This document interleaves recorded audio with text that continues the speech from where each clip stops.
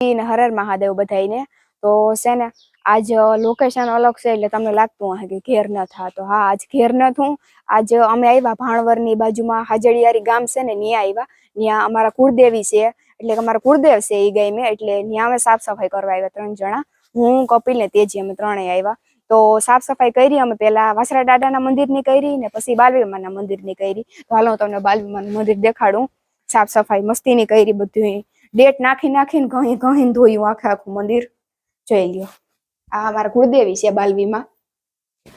તો મસ્તીની સાફ સફાઈ કરી મંદિરની જોઈ લ્યો તમે આ અંદર સાફ સફાઈ ન કરાય એમાં એવું છે કે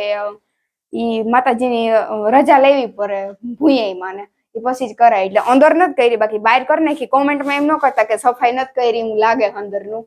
તો એમાં કારણ આ છે બરોબર ને ઘણા લોકો